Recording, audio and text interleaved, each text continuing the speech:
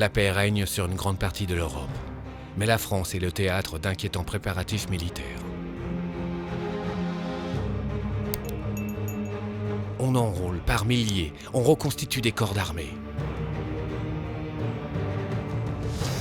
L'empereur Napoléon Ier affirme pourtant haut et fort qu'il ne veut pas d'une nouvelle guerre. En 1811, Napoléon domine l'Europe, de la Méditerranée au fleuve Niémen. Pour s'opposer aux Anglais, il compte sur le soutien des Russes. Depuis sa victoire sur le tsar Alexandre à Friedland en 1807 et le traité de Tilsit, la France et la Russie sont officiellement alliés. Mais Alexandre reproche à Napoléon sa politique expansionniste. Et au mépris de leurs accords, Alexandre autorise l'accès de ses ports aux navires de commerce anglais. Pour Napoléon, la Russie se comporte donc en ennemi de la France.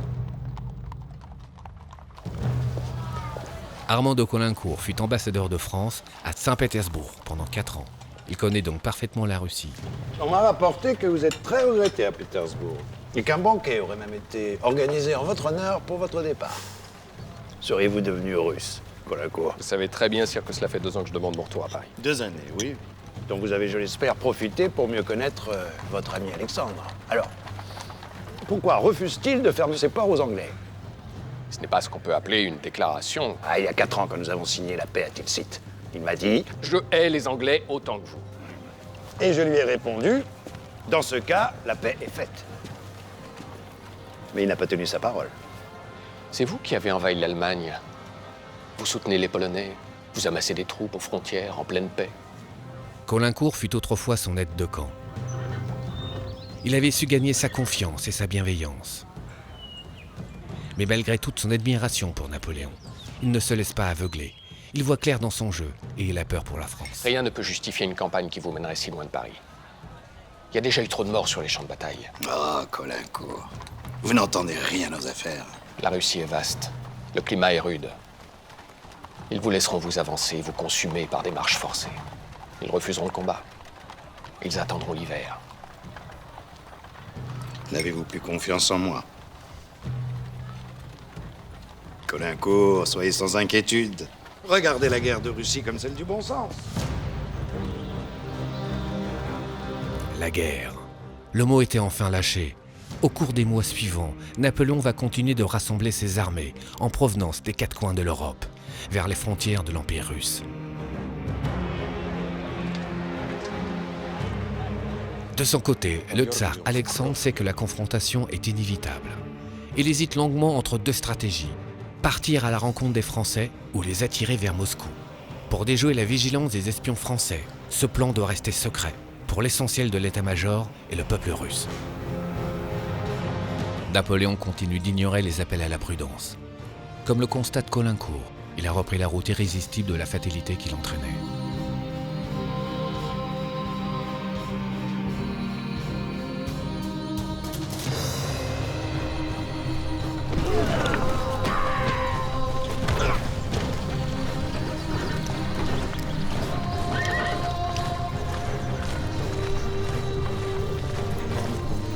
Premier jour de campagne, un demi-million d'hommes.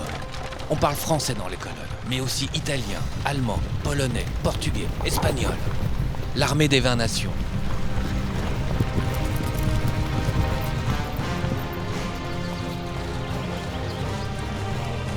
Le Premier Empire, en marche vers son destin. Napoléon veut une campagne éclair, une démonstration de force qui suffira, croit-il, à ramener le tsar à la raison. Il veut parachever son rêve, faire de tous les peuples d'Europe le même peuple. On leur a promis un retour rapide dans leur patrie, mais au-delà du fleuve Niémen, qui marque la frontière de la Pologne avec l'Empire russe, c'est l'inconnu. La chose la plus importante à dire, c'est que la Grande Armée est la plus grande armée jamais vue dans l'histoire européenne. La particularité de la grande armée napoléonienne, c'est qu'on y trouve des civils en nombre très élevé. Certains officiers, voire même des sous-officiers, emmènent avec eux femmes, parfois enfants, maîtresses, etc. Ce qui fait que la caravane de l'armée est parfois un petit peu bigarrée. Certains sont avec lui depuis la campagne d'Égypte. Ce sont les vieux grognards qui correspondent à l'assise en fait de cette grande armée. Ils sont confiants, ils suivent cet homme qui pour eux est une étoile, un génie. Napoléon s'étonne et s'inquiète de n'avoir rencontré aucune résistance lors du franchissement du Niémen. Où est l'armée russe? Mais dans une lettre à l'impératrice Marie-Louise, son épouse, il ne laisse rien transparaître. Mon ami, aucune affaire importante n'a eu lieu. Ma santé est bonne, mais la chaleur est excessive. Le vrai adversaire de Napoléon pour instaurer la prépondérance française en Europe, c'est l'Angleterre. Son objectif, c'est de mettre l'Angleterre à genoux et de l'obliger à faire la paix. Alors dans ce contexte, il a conclu en 1807 une alliance avec la Russie. En réalité, c'était une alliance du fort au faible. Cette alliance obligeait, par exemple, la Russie à déclarer la guerre à l'Angleterre et à cesser tout commerce avec les Anglais. Or, les Russes n'ont jamais pu respecter cette partie de l'accord, tout simplement parce que le commerce avec l'Angleterre était vital à leur économie. Et puis l'autre élément, encore plus idéologique, c'est de dire que finalement, en allant porter le fer en Russie, il sert la civilisation européenne contre la barbarie asiatique dans laquelle la Russie se complaît. Si on posait la question à des Russes, ils répondraient que Napoléon voulait conquérir la Russie. Napoléon veut gagner la guerre rapidement. Il s'attend à défaire l'armée russe en moins de 2 mois, forcer Alexandre à faire la paix à ces conditions. Mais il ne veut pas détruire l'Empire russe. Il ne veut pas chasser Alexandre de son trône. Il veut mener une guerre limitée. Pour Alexandre, l'ennemi à abattre, c'est Napoléon, pas la France, dont il admire profondément la culture et l'histoire. C'est même en français autant qu'en russe qu'il aime à s'exprimer. Сегодня утром великая армия форсировала Неман. Sans déclaration de guerre? Impossible. Le nouvel ambassadeur de France a adressé il y a 2 jours une note annonçant que sa mission était terminée. 2 дня назад. А почему никто об этом не сказал? Nous ne pensions pas que... C'était ça, leur déclaration de guerre. Nous sommes prêts à livrer bataille, sire. C'est pas mon avis général.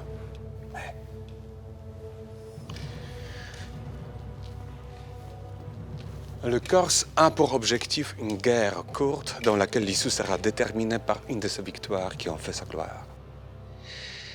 Il vaudra un nouvel Austerlitz. Nous allons le priver de ce plaisir. En refusant l'affrontement, c'est une attitude indigne. Laissons-le se perdre. Et donnons-nous du temps. Alexandre Ier est un être compliqué. Il est dans un sens un politicien tenace. Mais par ailleurs, il est très sensible et facile à blesser. Qui ne fait pas de complexe d'infériorité militaire à l'égard de Napoléon à cette époque? Alexandre a essayé de commander les armées pendant la campagne de 1805. Ça s'est terminé par une catastrophe terrible à la bataille d'Austerlitz. Donc Alexandre sait qu'il n'est pas un grand militaire. Et d'ailleurs, pour la première fois dans l'histoire russe, en 1812, il va accepter de ne pas prendre personnellement le commandement en chef de son armée. Alexandre tire donc les enseignements de sa défaite de 1805 à Austerlitz. Napoléon lui avait habilement laissé croire qu'il ne disposait que de 40 000 hommes, alors qu'il en avait le double. Piégé, berné, humilié, le tsar et son allié autrichien avaient abandonné 16 000 morts sur le champ de bataille. La première d'une longue série de triomphes pour la Grande Armée, jusqu'à son entrée en Russie, 7 ans plus tard. Pour faire pression sur Alexandre, des espions français font circuler des manifestes dans les villages. De quoi semer le trouble chez les paysans russes. Imperator Napoléon не враг вам, примыкайте нему и будет вам свобода и жизнь лучшая. 30 millions de paysans vivent en esclavage. Le moindre écart envers la noblesse est cruellement réprimé. Ils rêvent sûrement de liberté.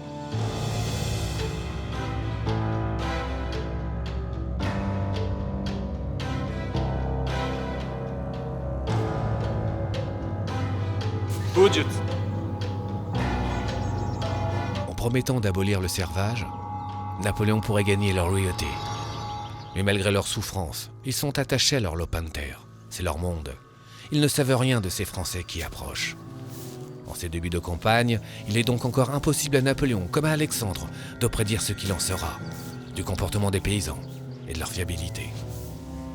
La Russie n'est qu'une immense incertitude. Et sur le territoire de la Russie, depuis 300 ans, il n'y avait eu aucune invasion. Aussi, le peuple russe a perçu l'intrusion de Napoléon sur leur sol comme une invasion comparable à celle des Tatars mongols d'antan, qu'avaient pu connaître leurs grands-parents.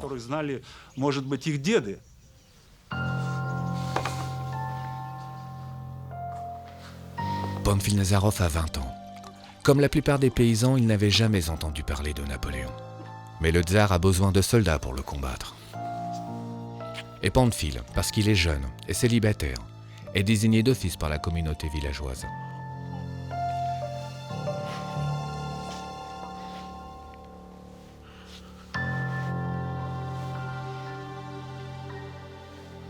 Les jeunes moujiks comme lui sont incorporés avec l'accord de leurs propriétaires, qui contribuent de cette manière à la défense de la Sainte Mère Russie.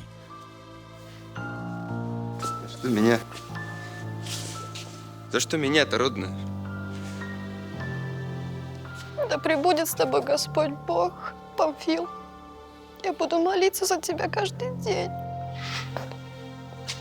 Enrôlés pour une période de 25 ans, ils seront ensuite considérés comme des hommes libres. Mais à quoi bon, si c'est pour mourir? Pamphile Nazarov fera le difficile apprentissage de la vie de soldat. Et bientôt il sera prêt à affronter la Grande Armée.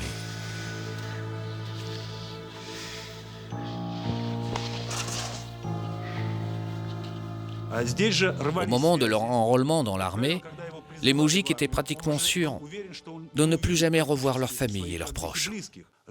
La vie de soldat était très dure. Le régiment va devenir leur famille. Et ça, c'est un élément fondamental qui expliquera aussi le courage avec lequel on se bat pour son régiment, qui est un substitut en réalité de la famille. Il est vrai que les nobles russes avaient très peur que Napoléon promette et abolisse le servage en Russie, et que cela fasse naître le chaos. La Grande Armée avance en direction de Vilnius. Mais l'ennemi se dérobe, refuse le combat. La garde impériale de Napoléon repère finalement une colonne russe.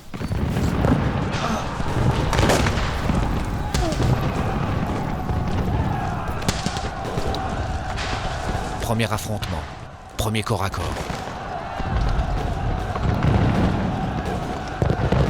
Des deux côtés, on jure de se faire tuer, plutôt que de céder un pouce de terrain.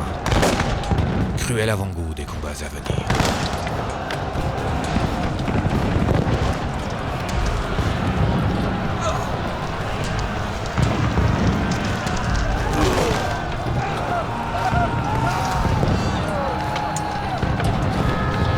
Les Français repoussent facilement leurs assaillants, ce qui entretient l'illusion. La capitulation du tsar n'est qu'une question de jours.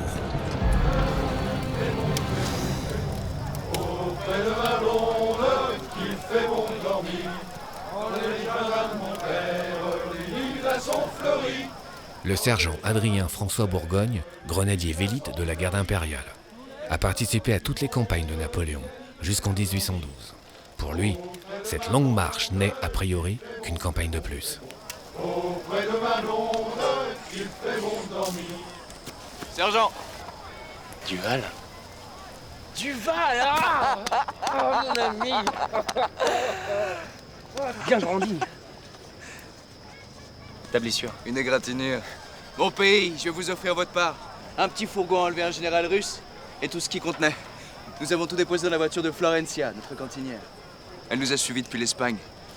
Et je l'ai prise sous ma protection. Oh, tout bien, tout honneur, écoutez pas les ragots. Bien entendu. Il faut que tu manges, Nino, pour tenir contre les Russes. Sinon, je le dis à l'empereur. Émouvante coïncidence. Dans le même régiment, Bourgogne retrouve 12 hommes de Condé-sur-Lescaut, sa ville natale, à 2000 km de là. Et lui, qu'a-t-il? Il n'a pas supporté l'épreuve du feu. Au premier coup de canon, il s'est traîné hors de son rang. Il est revenu qu'à la fin de la bataille.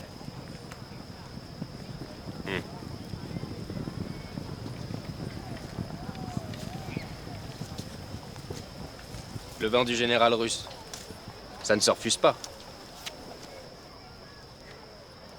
Tu verras, on s'aguerrit. On apprend à maîtriser sa peur, l'angoisse, la douleur. Vous avez peur, vous? Moi comme les autres. J'ai déjà été blessé 2 fois. Et je comprends ce que c'est. Être arraché à sa famille par le hasard d'un tirage au sort. Les marches forcées. Les nuits sans sommeil dans l'attente de la bataille. Si ma famille n'avait pas été si pauvre, sans bien ni terre, je me serais fait remplacer. Lui, c'est pour ça qu'il est là. Un conscrit l'a payé pour qu'il prenne sa place. Moi, j'ai toujours pas touché un liard de ma solde. Regardez ces semelles. Elles devaient durer 3 ans. Qu'est-ce qu'on fait ici? Vous le savez, vous? Pour qui on se bat? Le sergent Bourgogne a, lui, choisi de faire carrière dans l'armée. De son point de vue, Napoléon est infaillible.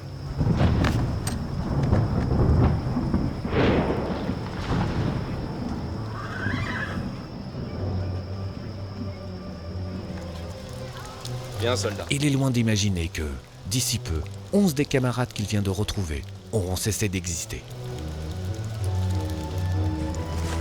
La Grande Armée se prépare à entrer dans Vilnius, capitale de la Lituanie.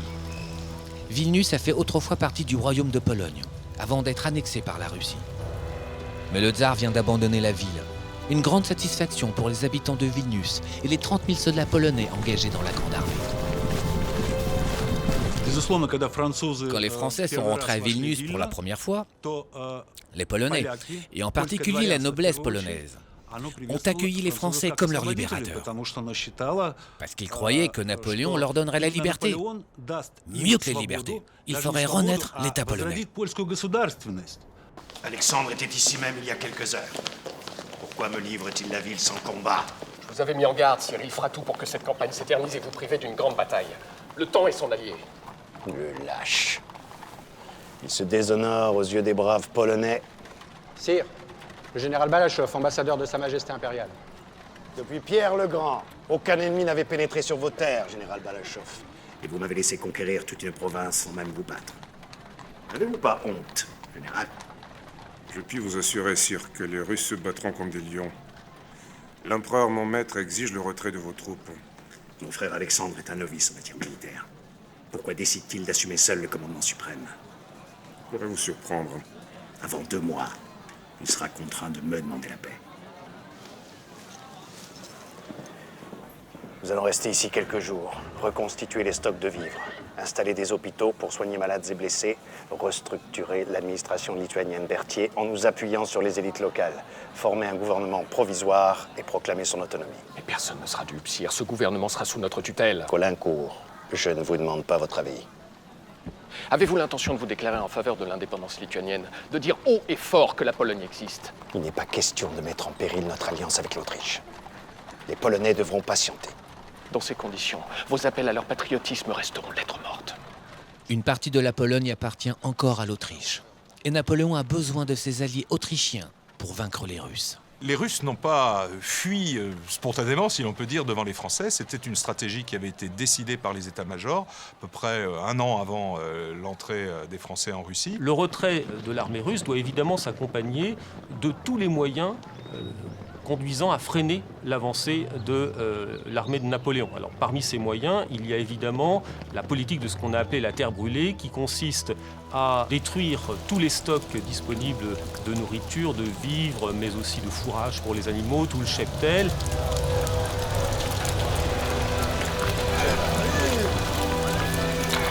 À la poursuite de l'insaisissable armée russe, la Grande Armée a quitté Vilnius. À marche forcée, 20 à 40 km par jour, toujours plus loin, toujours plus à l'est. À cause des pluies torrentielles, il faut se débattre à chaque pas dans la boue pour ne pas y laisser ses bottes. Les Russes ayant brûlé moulins et entrepôts, on manque de fourrage pour la cavalerie. On arrache la paille pourrie des chaumières, mais les chevaux en crèvent. Pénurie de pain, dysenterie, blessés qu'on ne peut soigner. On comptera bientôt plusieurs milliers de maraudeurs et déserteurs.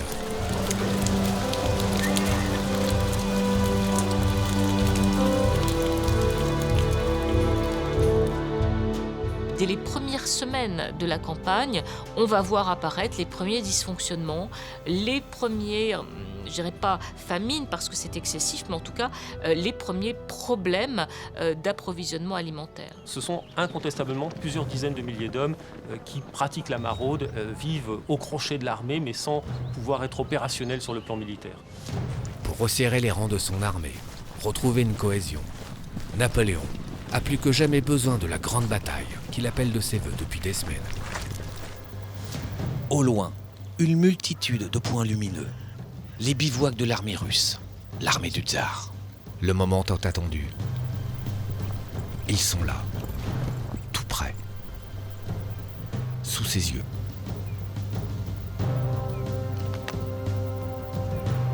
Napoléon touche au but. La grande bataille est pour demain.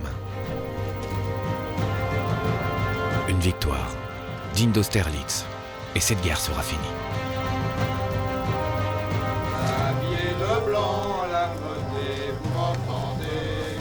Le sergent Bourgogne et ses hommes se préparent pour l'affrontement. On nettoie les armes, vérifie les fusils.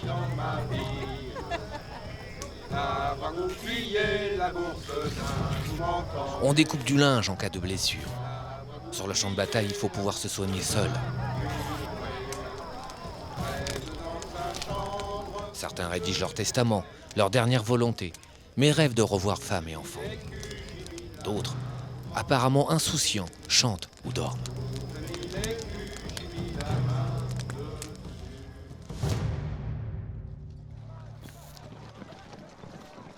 Cette campagne a déjà coûté à Napoléon, en hommes, en chevaux et en matériel, l'équivalent de 2 batailles perdues. C'est le moment ou jamais pour triompher. Sire, venez voir, vite. J'arrive, Caulaincourt. Bonjour, messieurs.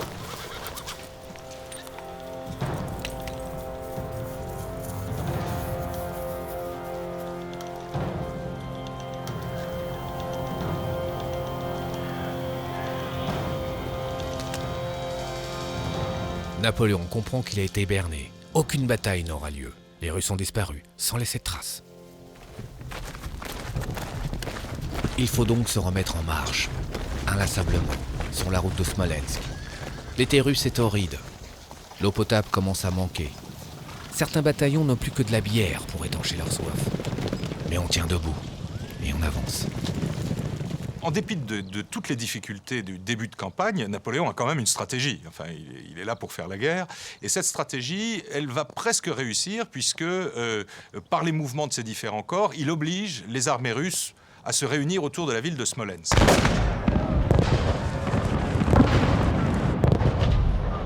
6 heures du matin, les premiers bombardements.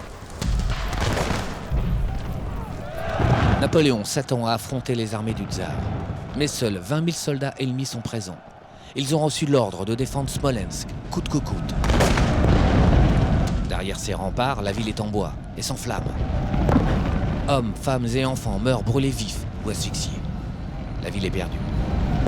Napoléon est donc victorieux. Mais en lui faisant obstacle, les défenseurs de Smolensk ont permis aux corps principaux de l'armée russe de s'échapper en direction de Moscou. Certains compareront la tragédie de Smolensk à celle de Pompéi. C'est une éruption du Vésuve. Beau spectacle, n'est-ce pas, monsieur le grand écuyer? Horrible, sire. Bah, rappelez-vous ce mot. Le corps d'un ennemi mort sent toujours bon. Proverbe romain. Sire, permettez-moi de me retirer. Ce sont les Russes qui entretiennent cet incendie pendant que leur armée se dérobe, Colincourt. Alors qu'il serait de l'honneur de votre ami Alexandre de se mesurer au moins une fois avec moi. Après quoi nous ferions facilement la paix comme deux champions se réconcilient après un duel. La guerre n'est que politique, Colincourt. Et la paix ne peut avoir lieu tant que nous serons de ce côté-ci du Rhin. Colincourt s'afflige continuellement du mal que je fais à son ami. Le tsar n'est pas mon ami. Je suis plus français que d'autres qui ne cherchent qu'à vous plaire et vous flatter. Je vous en prie, calmez-vous. Vous vous adressez à l'empereur. Pourquoi me taire? Je m'honore d'avoir tout fait pour empêcher cette guerre. Sire, confiez-moi un commandement en Espagne. Laissez-moi quitter ça. Vous êtes trop susceptible, Colincourt. Vous savez bien que je vous estime. Qu'Alexandre se prononce contre l'Angleterre et tout sera fini. Et en attendant, s'il ne veut pas que je me fasse couronner empereur au Kremlin, il faudra bien qu'il cherche à m'arrêter. Colincourt écrira. Napoléon croyait à une bataille parce qu'il la désirait et qu'il la gagnerait. Il restait convaincu qu'Alexandre demanderait bientôt la paix. Son enivrement continuait, et je comprenais qu'il n'y avait plus à compter sur les bonnes inspirations qui m'avaient naguère rendu si heureux. Le sort de la ville va être tragique, puisque cette ville, qu'on disait magnifique à l'époque, va être totalement détruite par un incendie largement allumé par les Russes, suite de la politique de la terre brûlée. À Smolensk, on a une sorte de tournant, premier tournant de la guerre, dans la mesure où des civils à grande échelle sont également désormais des victimes de guerre. On considère que c'est à partir de la prise de Smolensk qu'a commencé la guerre patriotique contre l'occupant français. Napoléon l'envahisseur. Il fait désigner à Smolensk un conseil municipal composé de citoyens russes, sommés d'obéir sous peine de représailles et rétribués en monnaie française.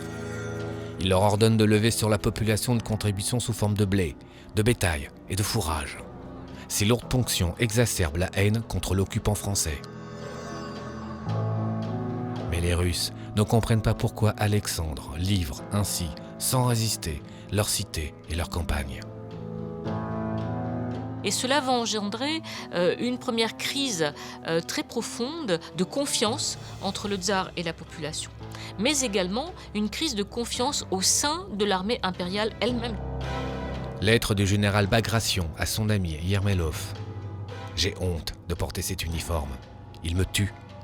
On nous a dispersés comme des pions, puis on est resté là, plantés bouche bée, en chiant tout le long de nos frontières. Ça me dégoûte tellement que ça me rend fou. Je vais troquer mon uniforme contre une blouse de paysan. À force de se replier, les soldats russes ont l'impression de se comporter comme des lâches. Leur morale est au plus bas. Votre armée, sire, compte 1 millier d'officiellement. Tous ces étrangers qui dictent l'infâme retraite à vos troupes n'inspirent plus confiance. C'est pourquoi je vous ai réunis. Je dois nommer un généralissime qui saura fédérer l'armée, le peuple autour de lui. De cette domination dépendra l'issue de la guerre. Я предлагаю генерала Кутузова. Kutuzov n'était pas du tout apprécié d'Alexandre Ier, d'abord parce que le visage même de Kutuzov lui rappelait l'échec d'Austerlitz, puisque Kutuzov à ce moment-là avait exprimé un avis différent que le tsar n'avait pas suivi, et ça avait été ensuite un fiasco terrible. Les sources disent que le général Kutuzov aimait bien manger, et qu'il aimait aussi les femmes. Des dénonciations de généraux adressés à Alexandre Ier rapportent que dans son appartement, comme en campagne, on aurait trouvé des filles habillées en cosaque. Elles étaient chargées de réchauffer son lit. Alors qu'Alexandre Ier est un homme très prude, et bon, de ce point de vue-là aussi, il y a une sorte d'incompatibilité de style, pourrait-on dire, entre les deux hommes. Чтобы вести войну освободительную, патриотическую войну, нам нужен русский. Dans ce cas, le général Tolmas s'offre à l'affaire. Kutuzov, sire. Il est le plus ancien. Nos meilleurs généraux, Bagration, Bennigsen, accepteront de servir sous ses ordres. Le vaincu d'Austerlitz. Ça ne l'empêche pas d'être en grande faveur dans l'opinion. Il vient d'être élu à l'unanimité chef des milices de Saint-Pétersbourg et de Moscou. Sa popularité et ses faits d'armes parlent pour lui. Et son courage n'est plus à démontrer.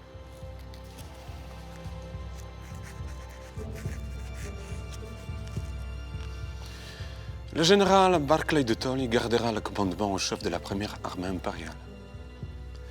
Le général Bagration, celui de la seconde armée. Mais